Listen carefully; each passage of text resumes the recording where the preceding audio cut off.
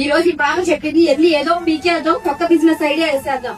రేపటి నుంచి మా వాళ్ళు ఎక్కడ అయితే మా ఆయన ఒప్పుకోడు, అంతసేపు నేను జరిగి చేయలేను. ఇదే అవుతుందా లేదా? నేను పాస్ మాట్లాడుతున్నా, ఒక్కరోజు మోటివేట్ అయ్యేది కాదు. మీకేం కావాలో మీకే తెలుసు. లేదు మేము అలాగే అలిమని ఉంటామంటే పాతకాలంలో వెళ్ళిపోదాం. ఇప్పుడు ఒక విషయం జెంట్స్ కి డైజెస్ట్ అవ్వట్లేదు. ఏంటో తెలుసా? పురాణాల్లో గాని ఇస్లాంలో గాని ఎక్కడైనా ఈక్వాలిటీ ఇచ్చారు, లేడీస్ ఒక స్టెప్ ఎక్కువ ఇచ్చారు. వీళ్ళందరూ మనల్ని తొక్కేశారండి. మీకు అర్థం కావట్లేదు. మీరు పురాణాలు ఇస్లాం ఇవన్నీ కరెక్ట్ గా చేసి చూపించేలా నుంచోబెడితే మన మైండ్ ఎలా తయారు చేస్తారంటే, మీ అక్కలు చేయలేదా, మీ అమ్మలు చేయలేదా, వాళ్ళ నుంచి ఇలా వస్తుంది అని చెప్పేసి నీ మైండ్ ఇలా డిప్రెషన్ లో నెట్టేస్తున్నారు వాళ్ళు. ఇవేం లేవు. మన గవర్నమెంట్ కూడా ఇస్తుంది ఈక్వాలిటీ అన్నది. మనకి మన రిలీజియన్స్ కూడా చూపిస్తున్నాయి. ఆడవాళ్ళు తగ్గాలి అని ఎక్కడా లేదు.